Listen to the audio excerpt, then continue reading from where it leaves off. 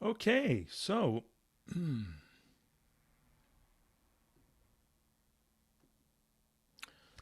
welcome everyone to Tuesday night meditation, election night, as it were. Nothing hanging in the balance but the fate of the republic. So many people probably feeling a bit of tension tonight. I'll say it's going to be up to us to provide the coolness, do our little bit for the republic here. So let's start by just sitting comfortably.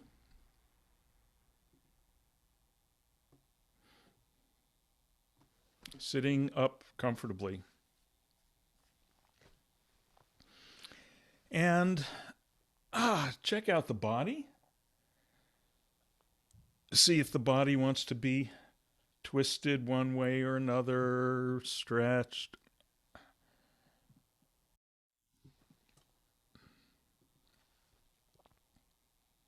Maybe maybe roll the head around a little on the old neck bones, one way then the other.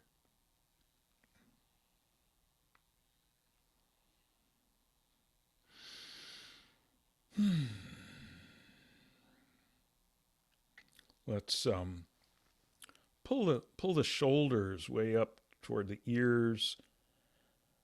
Breathe in through the nose.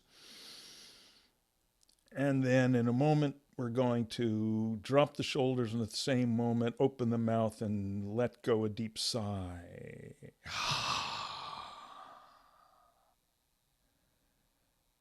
And again.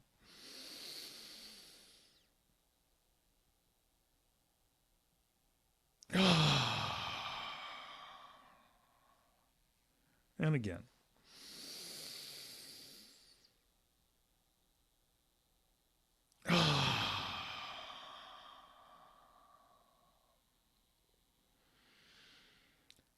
Okay.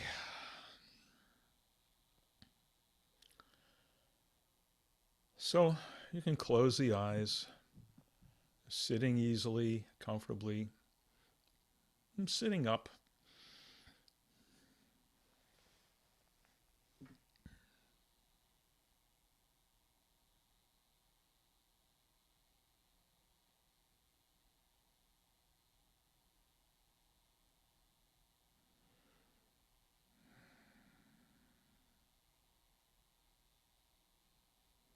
And just notice how much work does it take to be sitting.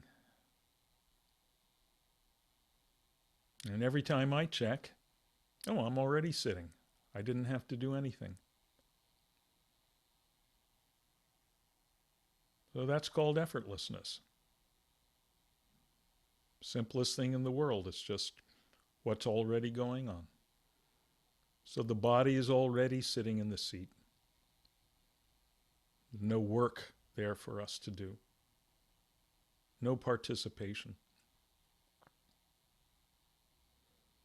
Breath is already going in and out of the body. Every time I check, that's already going on, so no work involved there.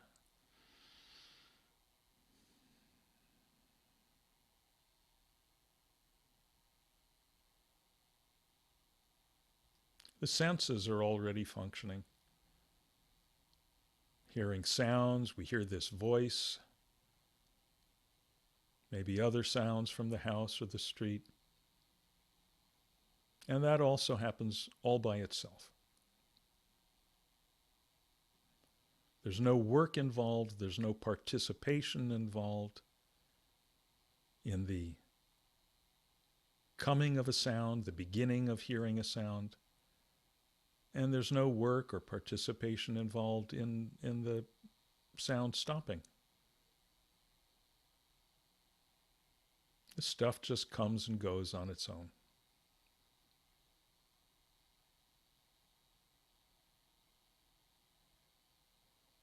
Also physical sensations, just like sounds.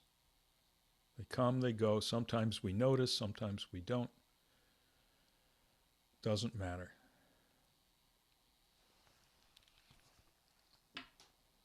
So our only involvement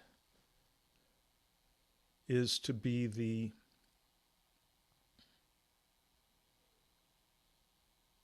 experiencer, the I, the the aware presence that's aware of this stuff when we happen to notice it.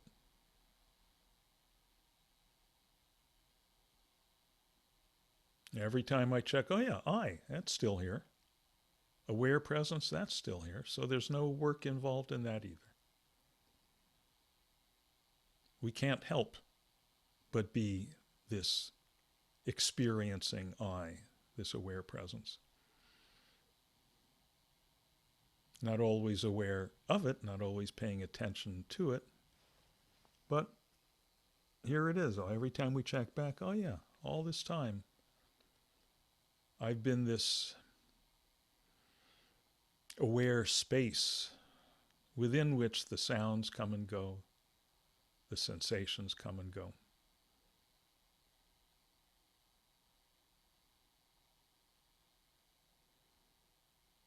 So I can just rest as that aware space.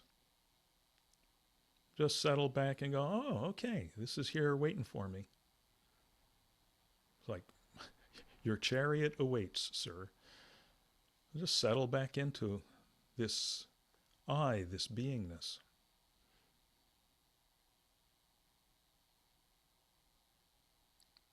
Just resting as that which I already am.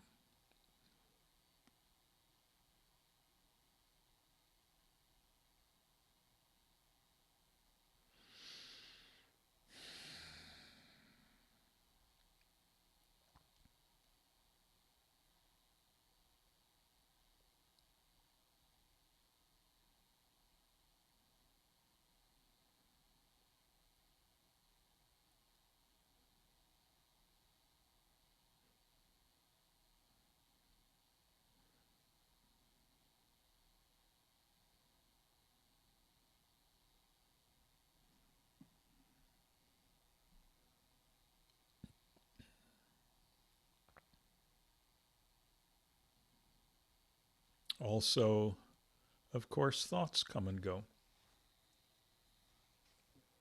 And that also happens all by itself. Just like sounds. The arrival of the thought within this space of awareness, this space of presence, and the departure of the thought. It's just like the arrival and departure of a sound. It all happens without effort. And also, it doesn't matter whether the sound is present or absent, whether the thought is present or absent.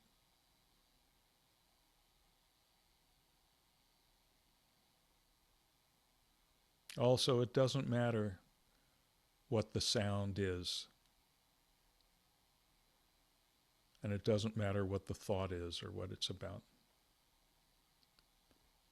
Just stuff coming and going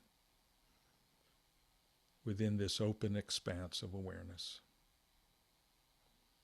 Like breezes coming and going in the open expanse of sky.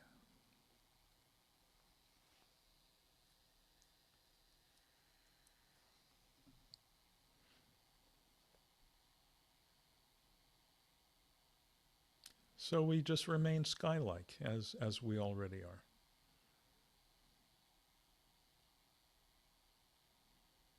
And to be as you already are, there's nothing to do.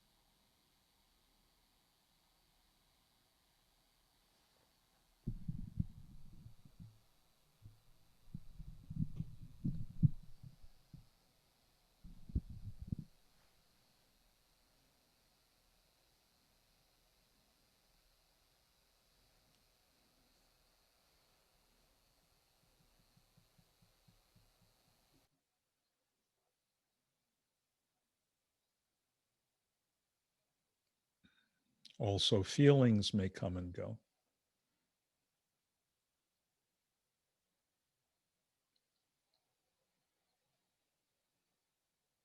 And we may notice that the arrival and the departure of feelings is just like the coming and goings of physical sensations.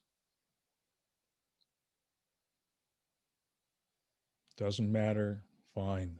There's a twinge in your knee, or there's a twinge of sadness, or there's some whatever unrest in your tummy or some emotional unrest. Again, just more breezes coming and going within this open sky of awareness. And the sky doesn't prefer this kind of breeze over that kind of breeze. The sky is just wide open space, supremely neutral space. Boundless space, really, within which everything comes and goes frictionlessly.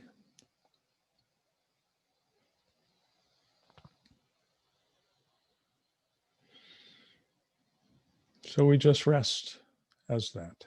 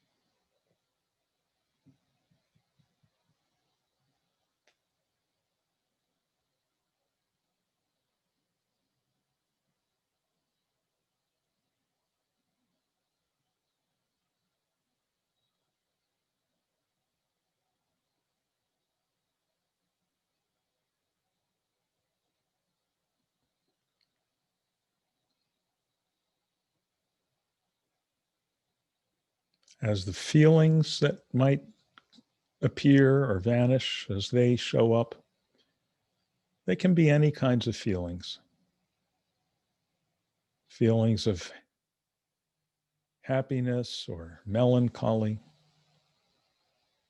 feelings of tranquility or restlessness. It's all fine. It's all just stuff coming and going. So if, say, there's a feeling of restlessness, it doesn't mean anything's wrong. It doesn't mean there's anything we have to do about it. It just means stuff is coming and going within this awareness. But the awareness itself remains pristine, untouched. Just as sky remains sky, space remains space, even when a tornado is going through it.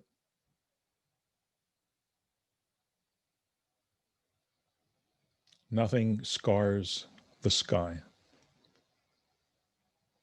So that's the sky we are resting as, that open, free, aware presence that we call I.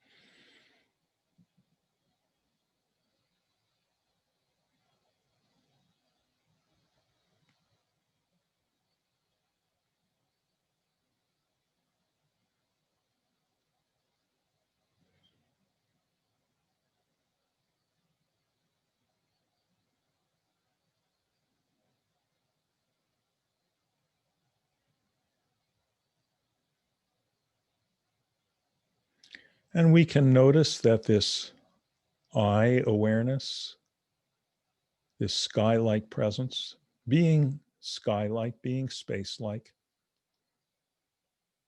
has no color.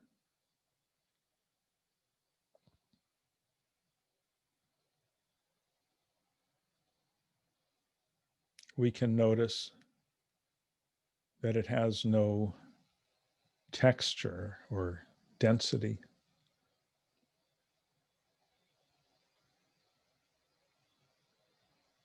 We're not doing anything. We're just noticing how things already are.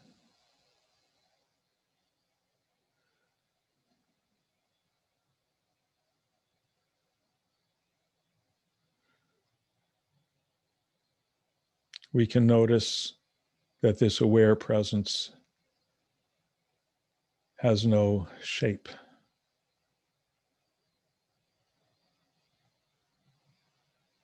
no inside or outside.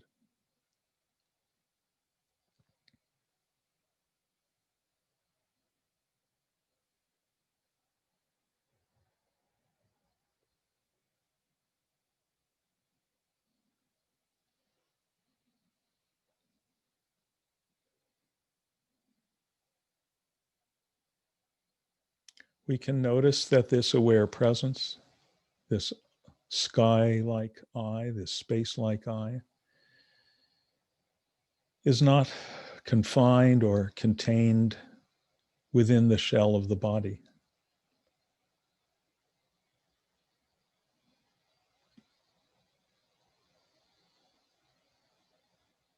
Not confined or contained within the shell of the body.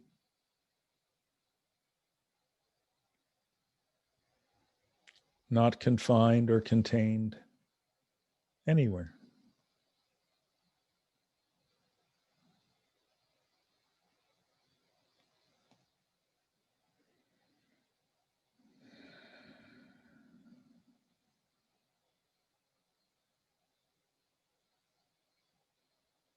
So we're resting in that. We're resting as that presence that's not confined or contained.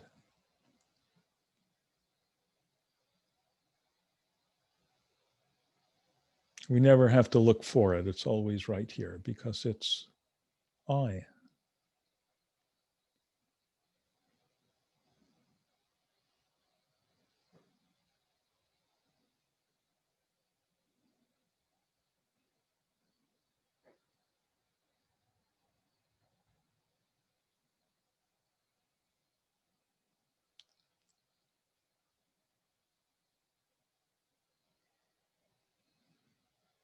So just resting as that, marinating in that, basking as that.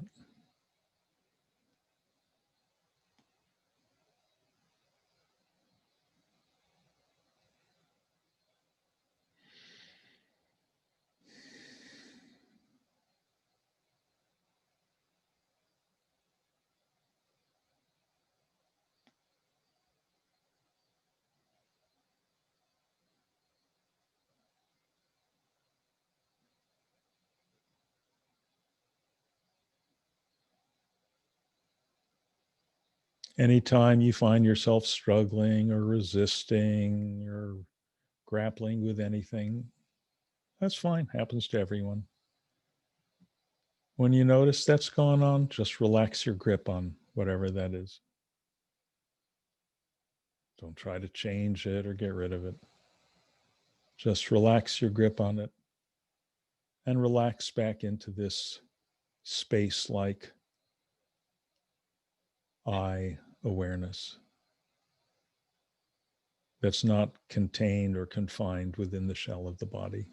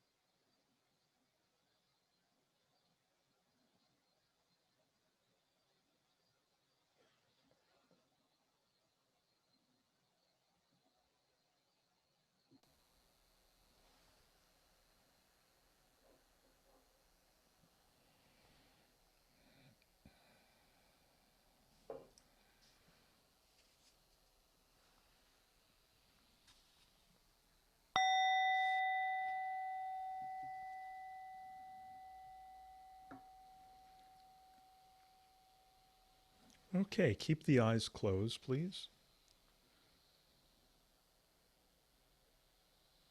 And take a few minutes to ease the body back to a more active state.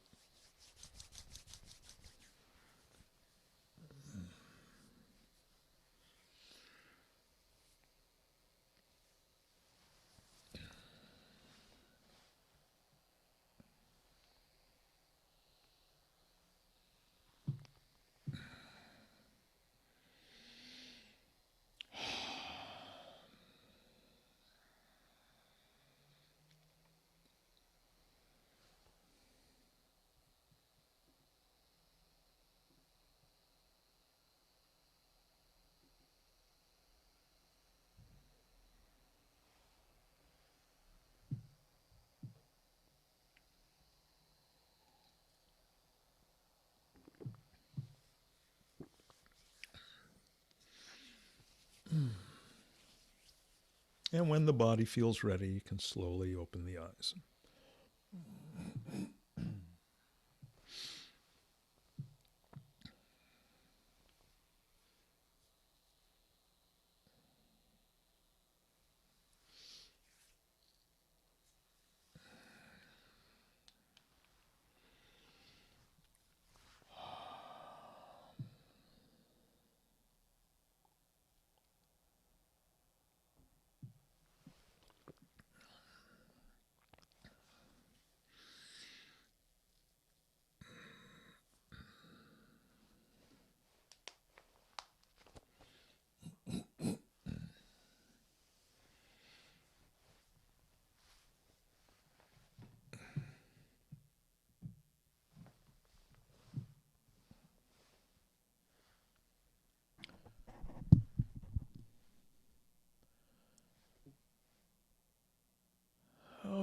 Okay. If you're still opening your eyes, take your time. How's everyone doing? Well, let me allow you to unmute yourselves.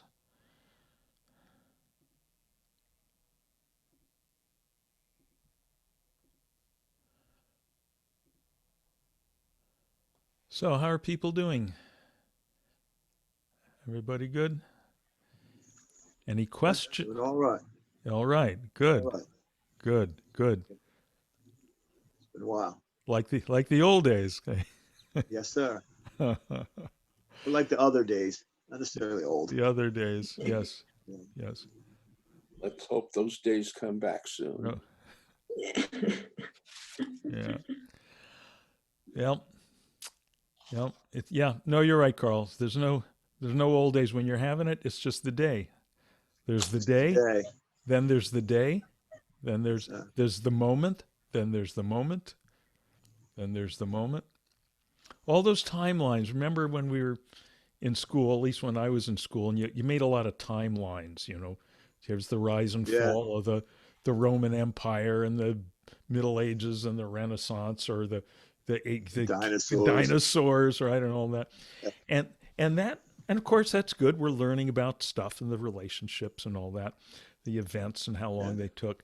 But it also at the same time reinforces this idea that time is like a line, right? Right.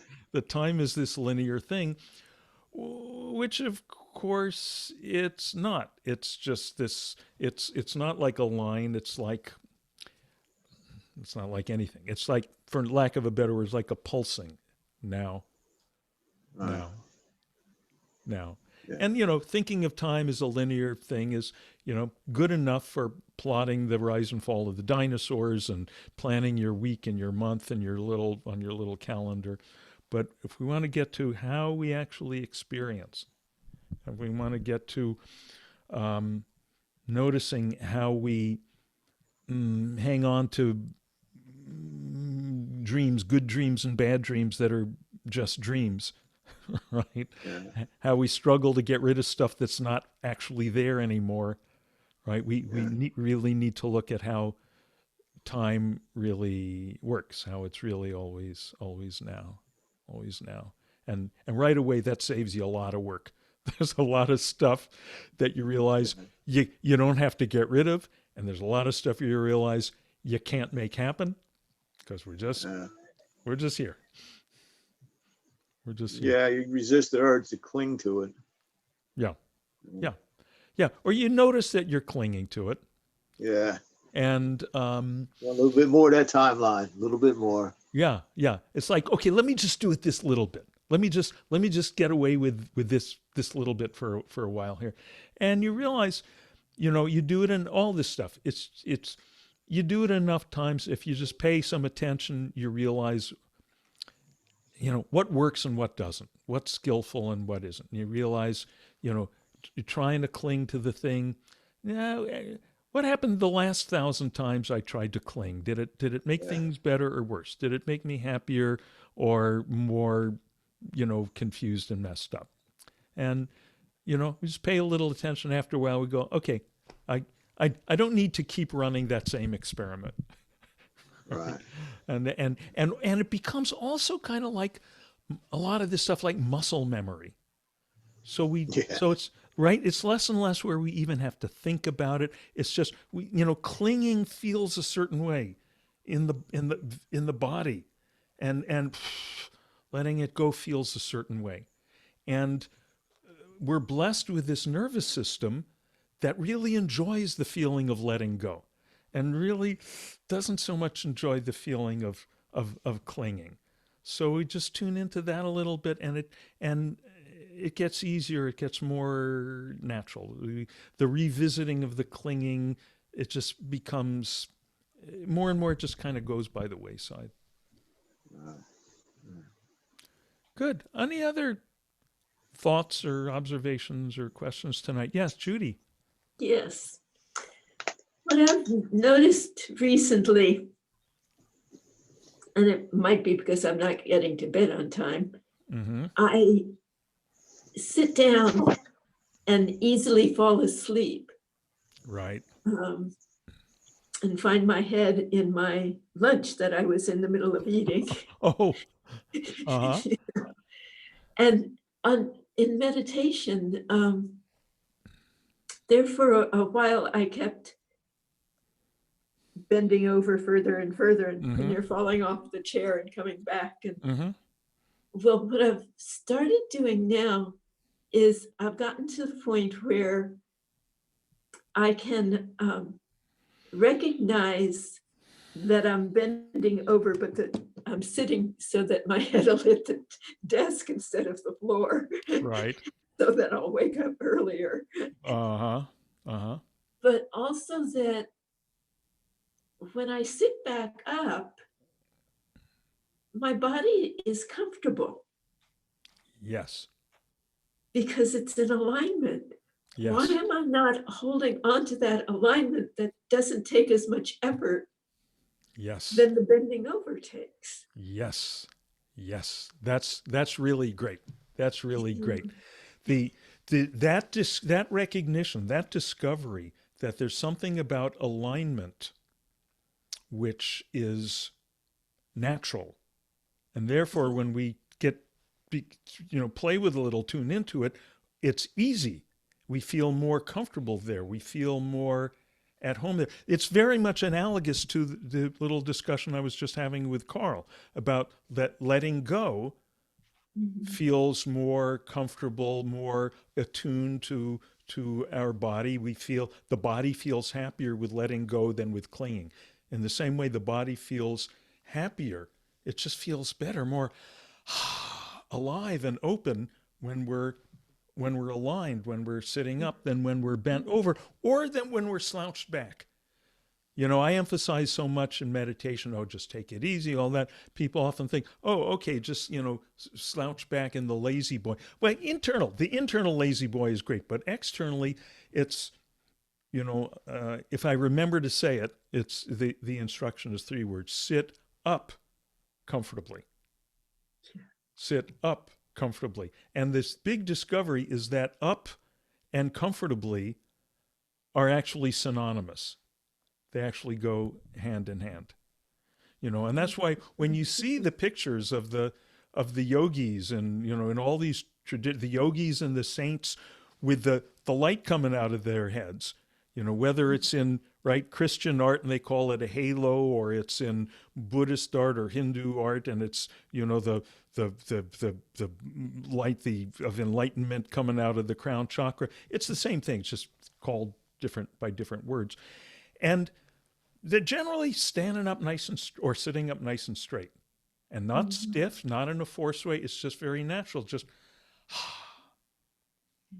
so yeah, that's a good thing. That's a good discovery. Now, in meditation, if you find yourself kind of falling over like that, and you know it, you're awake, you can just easily come back. And all right, now if you ever fall back this way, you may want to kind of bring your head back first. You don't want to strain your little neck muscles there.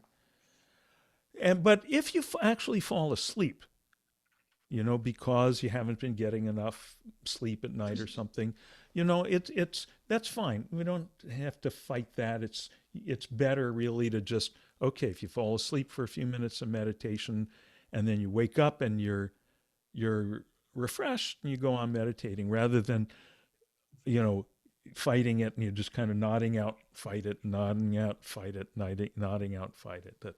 That's a little less productive. Is that good? Is that clear? Yeah, Good. it's Good. trying to keep up straight. Yeah. And again, hopefully more and more that becomes, that you find, the body gets used to it. The body finds its alignment. Good. Yeah. Okay. Thank you. You bet. Good. What else tonight?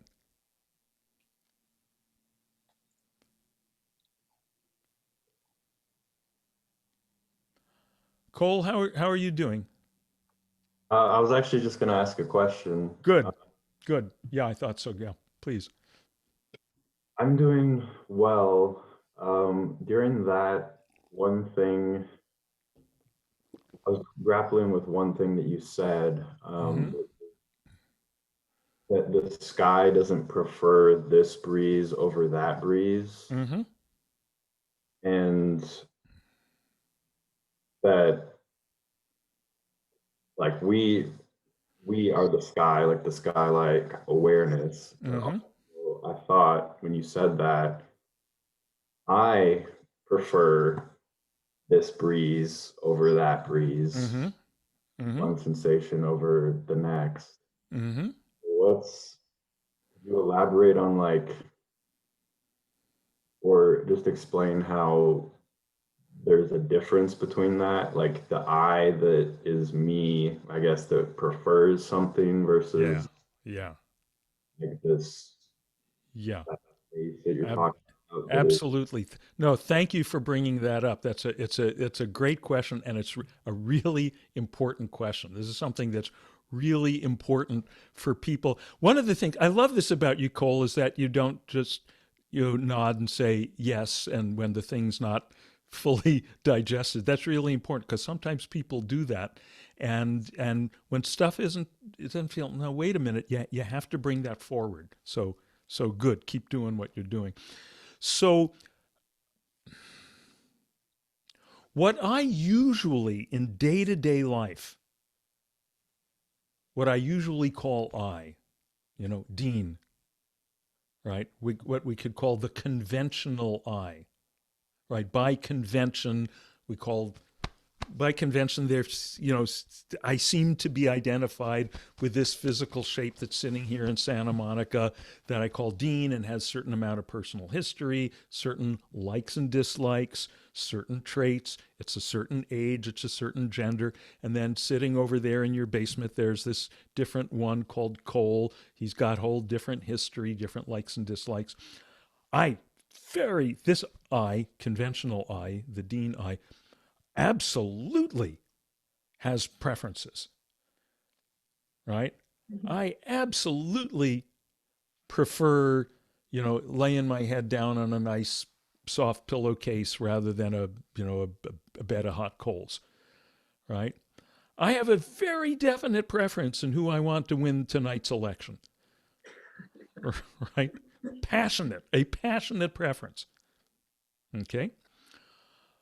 So this conventional I, which for everyday purposes we usually identify with, is always going to have preferences. And again, usually we identify with that, and that's good enough. It works for the purposes of daily life. Now, when we sit to meditate and we start to notice, okay, these things that constitute the conventional I, right? The components of it, right? In terms of, if we look at our actual experience of that, right? Not just some kind of abstract idea, not just some concept, because concepts, where the heck are they? Can you touch the concept of I, or touch the concept of anything? Touch the concept of democracy or tyranny, or right? Concepts have no substance. But the actual experience of the things that constitute I are all things that I experience. Right? What I'm talking about is something very, very simple. Um, for instance, okay, let's say I, right, conventional I, Dean, have a certain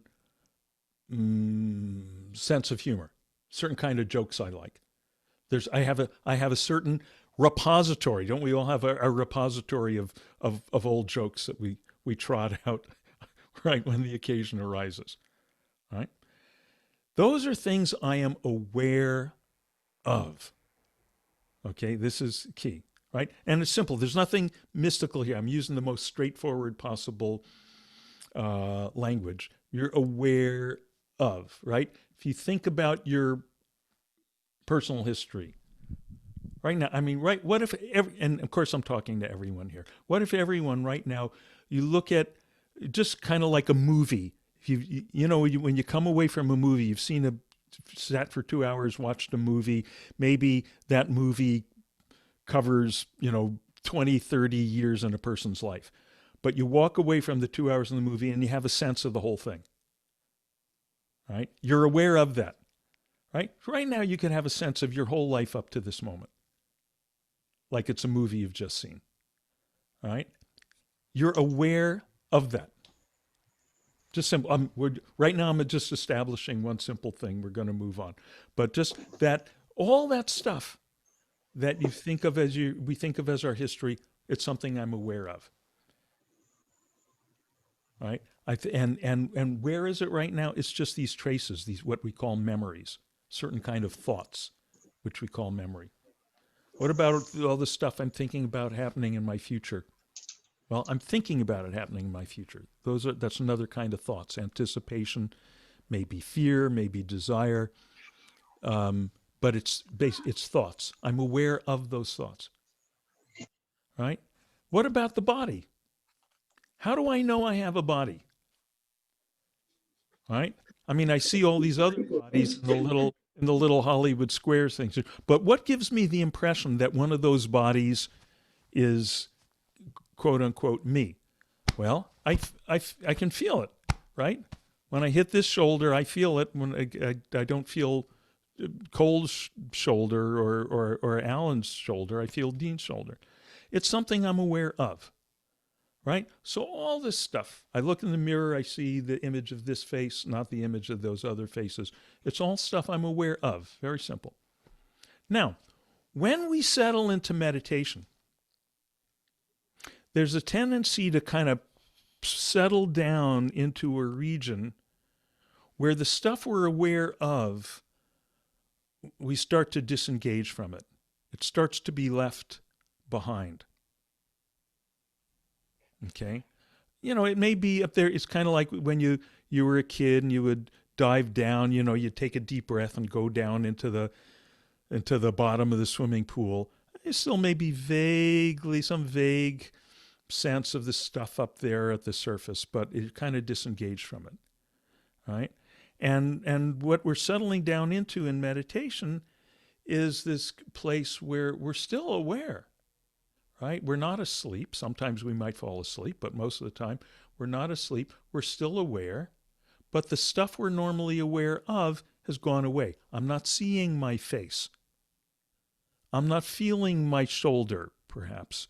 I'm not engaged in the thoughts about the past or the thoughts about the future. I'm not remembering all my jokes. So I'm kind of disengaging from the stuff that I'm normally aware of and just settling into being aware. Okay? You with me so far?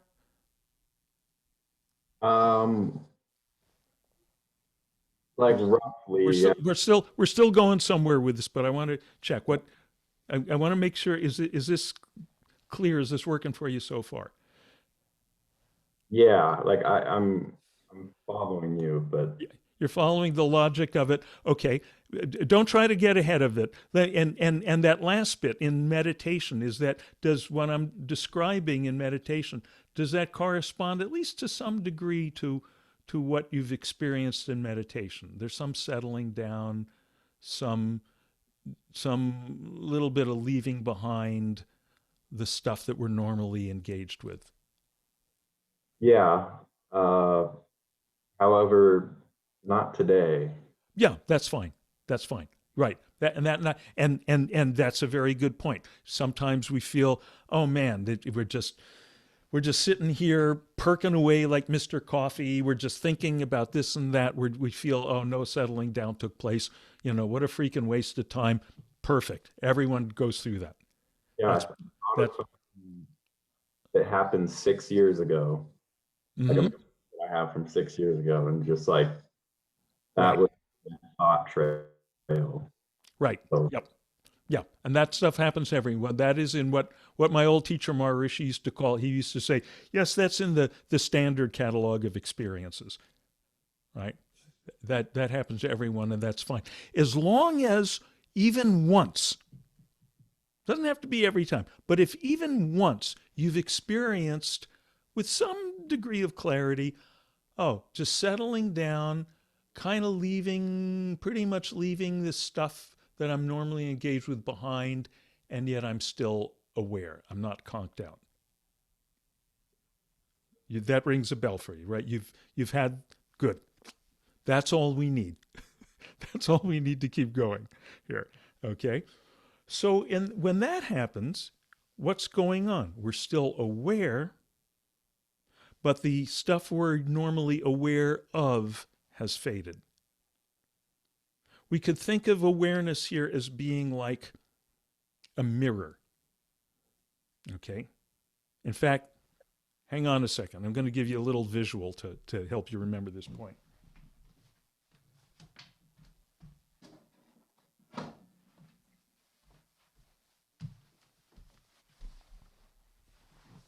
Okay. This is a little souvenir of Tibet. This is in the old days, the Tibetan meditation masters, you see it's got a little thing to wear around their neck. This is Tibetan bling. Okay, this is called a Melong, and it's a brass. It's actually a mirror. This one hasn't been polished in a while, but you polish it up and it reflects stuff because they didn't have glass mirrors. And so the Tibetan masters would wear this around their neck, so they always had it handy to make this point. And the point is that awareness is like a mirror. It can reflect all this stuff, right? You put a red thing in front of it, it reflects the red. You put a square thing in front of it, it reflects the square. It can but it's not red. You can put yellow stuff, blue stuff in front of it. It's not blue. It has no color. Okay? So this awareness that we settle down into in meditation can reflect, and normally in the course of normal experience, reflects all these different things. It reflects, all the colors and the shapes in the room. It reflects all the sounds that we hear from the street or over the computer. But it's not any of those sounds. It's not any of those colors or shapes. It just is. It just is. But it's like we could say pure isness or pure presence or pure awareness, because it's not dead, it's not inert, it's always reflecting this stuff. Right? The mirror itself has no color, shape, gender, nothing. It's just pure reflectivity, pure awareness. Okay? So when we settle down in meditation, it might seem like, oh, this region happened. It can seem like that because it can be a new experience for us. And it was really nice and settled there. It was really, really peaceful there. And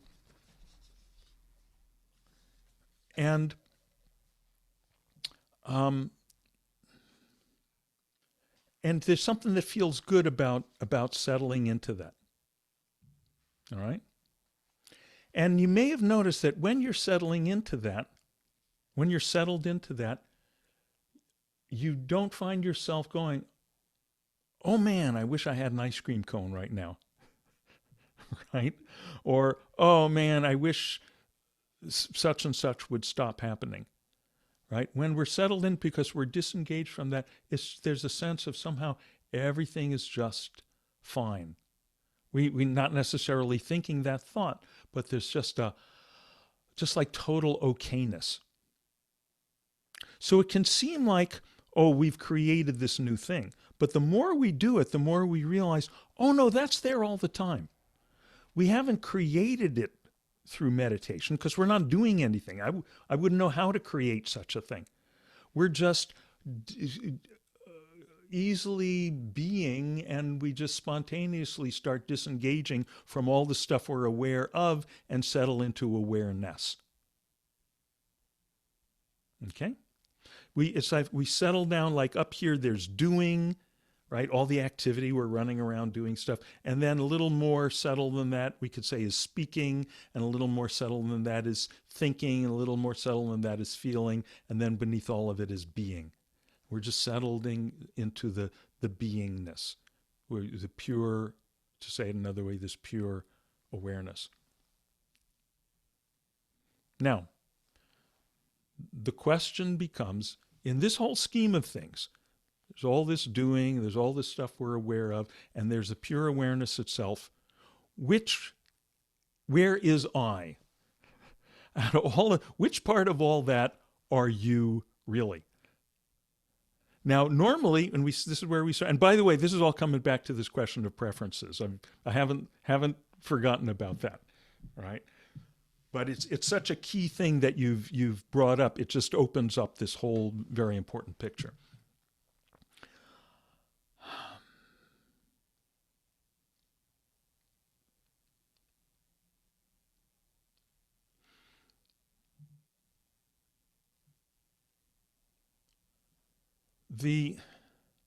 When we think of, let's say, okay, part of the conventional I, when you think of yourself as, oh, okay, I'm coal. Part of how you know that, part of that identification with coal as a specific person who's different from, Alan or Judy or Marie or Carl or anyone, is, okay, you look in the mirror, you see, okay, I got this, dark hair here, and all right, good. You look in that, you go, oh, that's coal. That's me. Now, is that the same thing you saw when you looked in the mirror when you were 5 years old? No. Or when you were 8 years old. Or when you will be 60 years old. No. And yet, isn't there a sense of the I that is looking? The I that saw the 5-year-old Cole, and the I that now sees the whatever you are, 20-something-year-old Cole, and then the I that will see the 60-year-old Cole. It's the same I. Right? Isn't there a sense of the same, just awareness looking out through the eyeball, seeing those? So this thing that conventionally we identify with the body is actually changing. It's not the I, it's a thing that the I is aware of. The I, and then what about the other stuff? The jokes we tell, are they the same jokes you told when you were 6 years old? No, you told funny jokes about, someone going to the potty or something, right?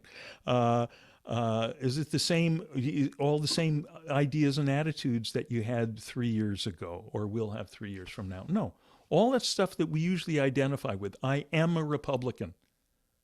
Or I am a Democrat. Okay? I am a Baptist. I am a Buddhist. I am an atheist. What's your religion when you're fast asleep? Right? That's right, none of the above. You can't have a religion or politics or any ideology when you're fast asleep because that's made out of thoughts. Right? Ideology is made out of religion, may be made out of thoughts and feelings, but when you're fast asleep, you don't have thoughts and feelings. Right? And so we think, oh, this is what I am. And the more people identify with that stuff, and then something else comes along, wait a minute, I'm a whatever. I'm this religion. Here's this other person advocating that other religion. Since I think this is what I am, now that other person advocating that other religion, that's a threat to what I am. That's an existential threat. So I've got to either convert him or kill him. Then I'll feel relaxed again. Right? I mean, this is how the world goes. And this is the danger, one of the dangers of the strong identification with this stuff. But the good news is if we pay attention to our experience, we've all experienced when you fall asleep, all that's gone. That's not what you are. It's just some stuff that you think. But because we have a whole structure of thinking all these Democrat thoughts or Republican thoughts, it's habitual. We think of it as a thing that exists independent of all these thoughts, but it's not. It's just a bunch of thoughts we've identified with. Now, when we meditate, we settle down into that place of pure awareness. It's like being asleep, except that we're awake within it. Right? It's the same disengagement from the thoughts and the attitudes and the body images and all that, except that we're aware of it, so we can experience. People say, I want peace of mind, I want freedom. You have 100% peace of mind, 100% freedom every time you fall asleep, but you don't get to experience it because you're asleep.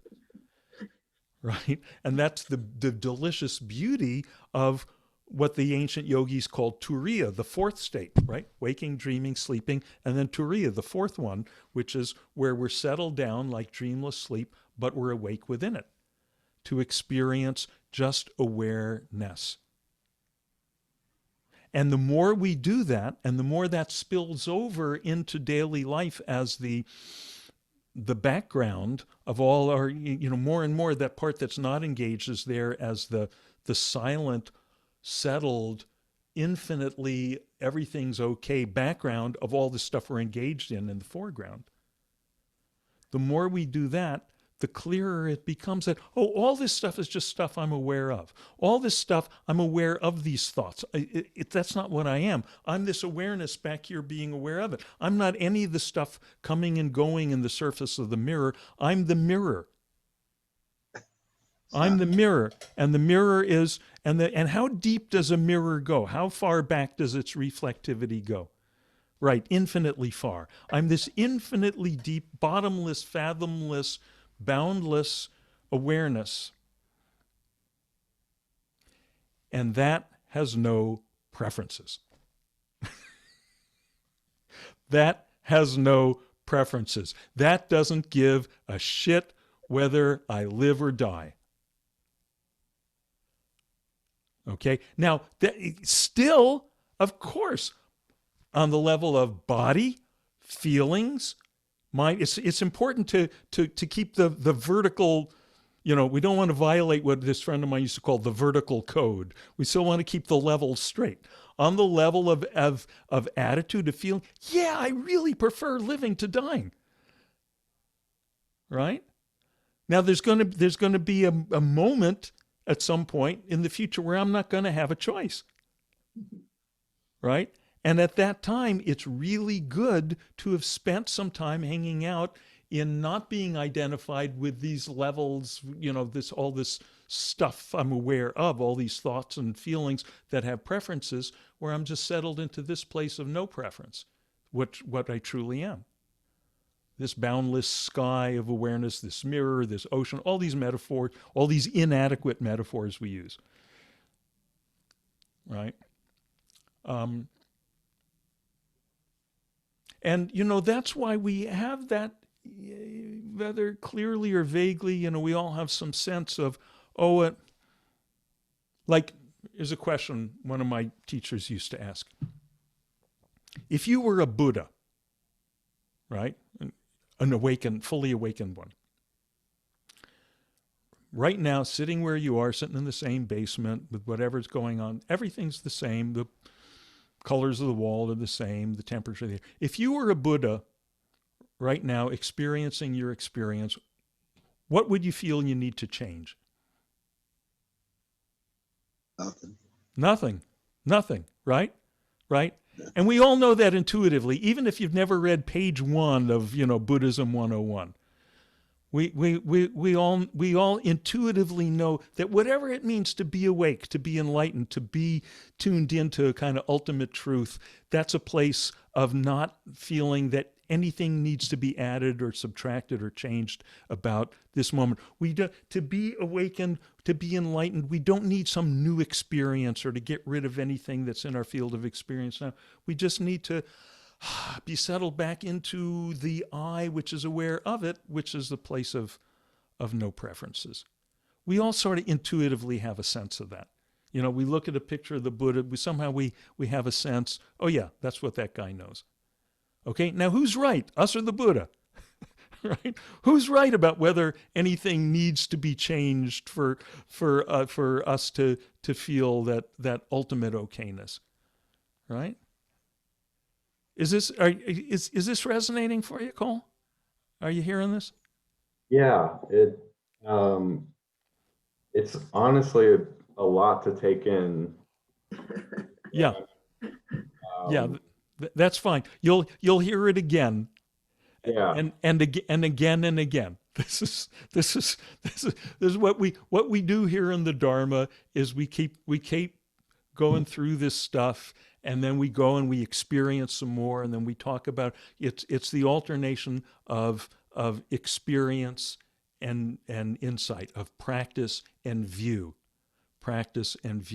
and it just keeps coming more and more clearly into focus, and it's really good to just take a relaxed attitude about the whole thing, not like, oh, I gotta get that, I'm banging my head against it. Yeah, just know that it all comes clear in its time. The main thing is that you've been doing this practice for a while now, yeah, a couple of months or something, and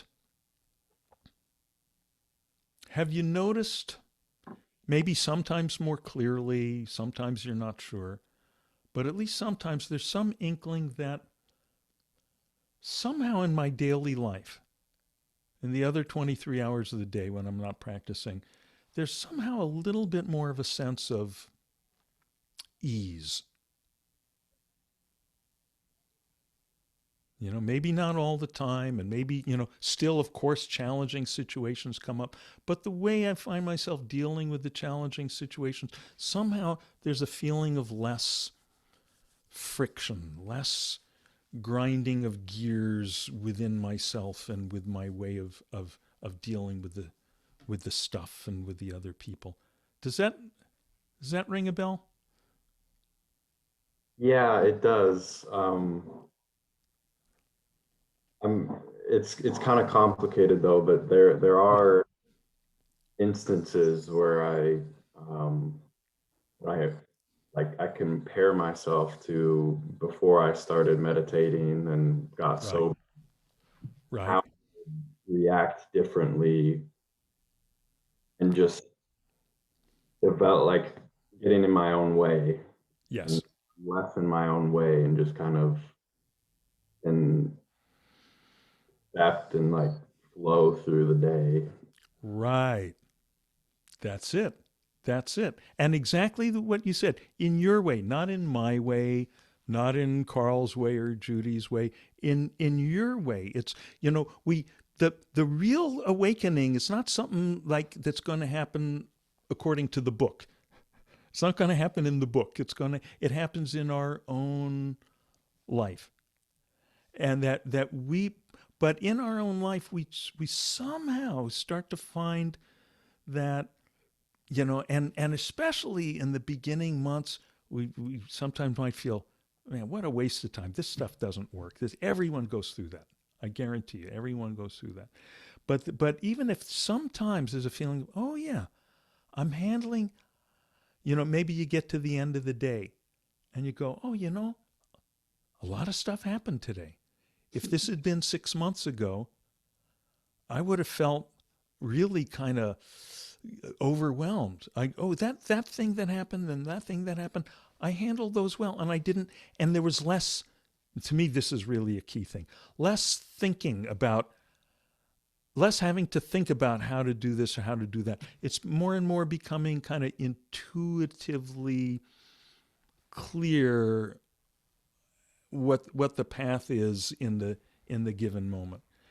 Like when you watch an NBA game, when that action's happening very fast, when the guy's charging the net and all those defenders are there, there's no time to think, okay, that guy's going to go left, that guy's going to go right, his right foot is stronger than the right. There's no time to think about all that, but just somehow, the greatest players, They feel, okay, here's the pathway just a nanosecond before it's going to open. Here's where my path to the net is, and they kind of slice through that. Right? And more life becomes like that. And that's what's important. And then there's less friction, there's less suffering, there's less, life is more and more like just frictionless flow and less like sand in your bathing suit. And then all this other stuff that can sound kind of abstract now, as you said before, sounds like a lot now. More and more you find out, oh, that's just ways of talking about that experience. So good. So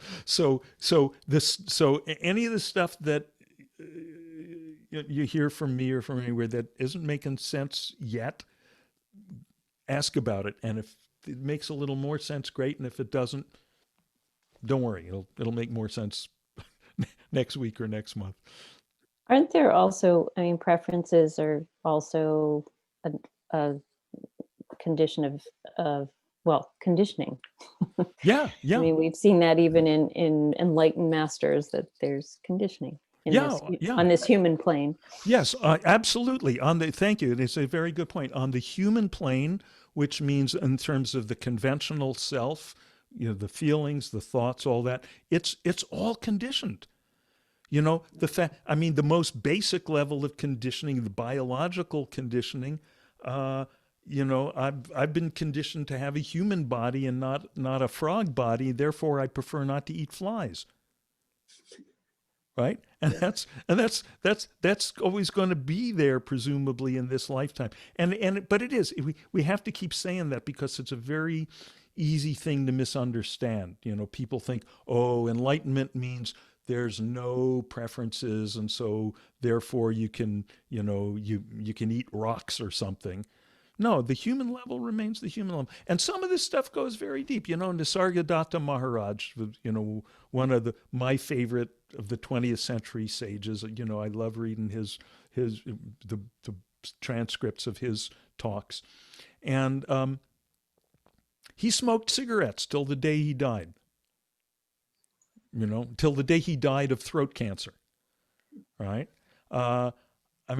I quit smoking years ago. It fell away. I started getting involved with this stuff, and one day smoking just fell away. I didn't try to quit smoking. It just fell away. A lot of people experience that. But it's possible. Even someone could be, as you say, a totally enlightened master. But the conditioning might be so deep on the level of the body that that thing does not fall away. But what's different for an enlightened person there is that the conditioning is still there, but they're no longer identified with the conditioning. They're now identified because the conditioning is out here on the outside the mirror. It's that falls under the category of the stuff we're aware of. The enlightened person is aware. I'm the mirror. I'm the awareness of that stuff. I'm seeing the smoking happen. I'm seeing the addiction. I'm not the addiction's still there. I'm just not it anymore. I'm not any of this stuff anymore. I'm just beingness. Yeah, I guess like labeling it takes away its power, right, to a certain extent. Yeah.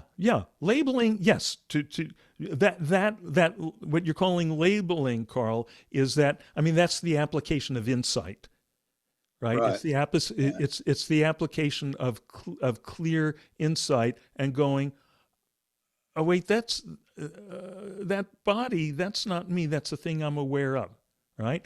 And so that takes the power out of it, and then the thing that even more deeply takes it's the two. It's the insight, and then it's the practice, the experience, where we get more and more the experience of what I am,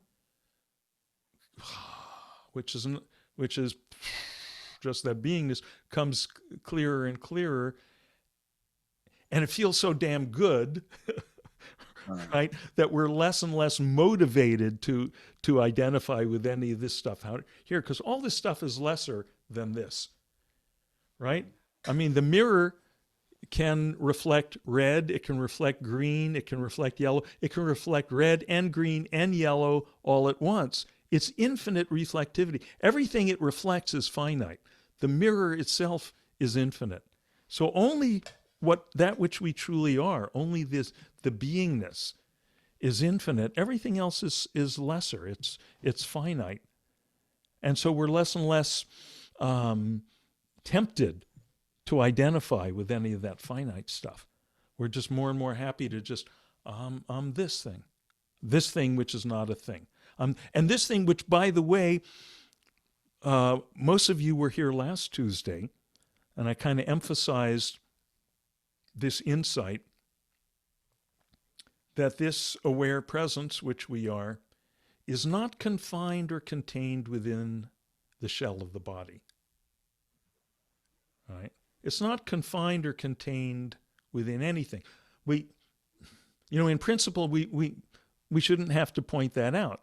But we have these, and this comes back, Carl, to what you were saying about, labeling these things correctly, or noticing how we've been misinterpreting our experience. And we tend to walk around thinking, oh, my awareness, it's like, here's the outline of my body, and I'm this awareness, which is, I'm kind of like zipped up inside this bag of skin, right? But if we pay attention to, we did a little exercise last week. Maybe we can, what time is it getting to be? We can do this let's do this again, because I think this is valuable and not everyone was here. So just, if I say, okay, the last joint of your pinky finger on your left hand, right? And we don't even have to look at it. We can just feel, okay, what if our awareness is there? Right? We can, what if we just identify with awareness as being in that last joint of the left pinky finger? We can feel that. If I say the right ear lobe, okay? Here's awareness, aware presence. Here's presence in the right earlobe, right? And we're just playing here. We're just sneaking up on something here. Now, what about? Now let's go back to the left pinky joint. Now let's go back to the right earlobe. See, we can go back and forth like that. Everyone with me so far? We're okay? All right. Okay. Now, how about presence, awareness within the whole shell of the body? Okay. Now, how about awareness, presence, not confined within the shell of the body? Not just, but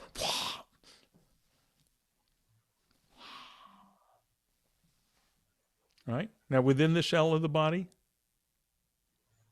not confined within the shell of the body. Right? It doesn't mean, oh, now I'm aware of X, Y, Z, all this stuff, and the things that are behind me and all that. We're not talking about awareness of, again, just awareness, just presence, just being. Can you feel that? Can you feel, okay, within the shell of the body, not stuck within the shell of the body?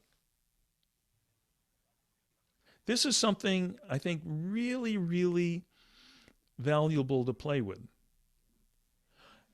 And to kind of something that can be helpful in seeing why that is. Watch other people. You can learn a lot observing other people. What did Yogi Berra say? You can observe a lot just by watching. Right? Okay.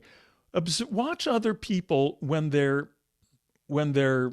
caught up in something, when they're suffering, or when they're caught up, when you see them going round and round on the hamster wheel of thoughts or emotions or something, when people just feel when they seem stuck in something, or they seem stuck in their anger or stuck in their fear. We don't have to look far to find examples. So just watch someone doing that. And then ask yourself, okay, it's almost as if you can see those wheels, see the friction, see the fear energy, the anger energy, the whatever it is going on inside them, within their head, within the shell of the body. And then notice all this nice, clear, open space around them, where that's not going on. Are you with me? Can you kind of get a sense of this? And you just watch them and you go, oh, all they would have to do to feel a lot more relaxed, a lot more at ease, is just open themselves to, this nice, clear, open space all around them where all that crap is not going on. They don't have to try to get rid of this stuff or necessarily resolve it right away. Just relax into this stuff out here. And then that stuff is not gripping. It's not so overwhelming. It's just, it's just expanding more into this open space. Okay. Now, a lot of this stuff, often it's easier to see when it's other people. Now we just turn it around, apply it to ourselves. When I'm getting caught up in whatever the thing is, I'm worried about the election. I'm lying in bed at night and I'm caught up in my thoughts and I'm having trouble going into sleep. Whatever it is, just try relaxing out into this awareness, this presence, which is not contained or confined within the shell of the body, and which is open, which is free, which is sky-like, which is space-like.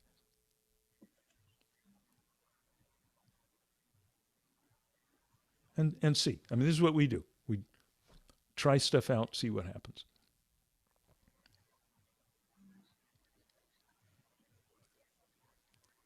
Any other questions, observations, requests for refunds? You know our motto here, no refunds.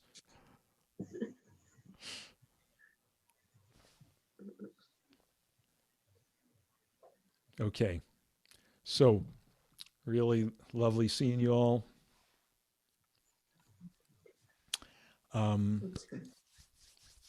So may all beings swiftly realize what they are. Notice that they're like boundless open space, infinite okayness that's not affected by anything. Or as we call it in everyday language, happy. May all beings be happy. And thus may peace prevail everywhere. Loka samasta sukhino bhavantu. Loka samasta sukhino bhavantu. Loka samasta sukhino bhavantu. Om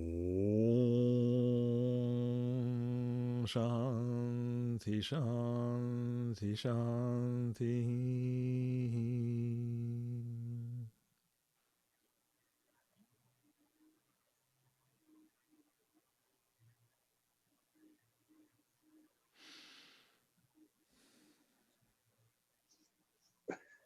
Thank you, everyone. Thank you, Dean, so much. Happy New Year, everybody. Yeah, New thank you, Year. everyone. Happy New Merry Year. little Christmas. Right. Good to see you all. Everyone Thank have, you. have fun. Enjoy yourself. Enjoy being. Enjoy everything. Thank you, Dean. Thank you.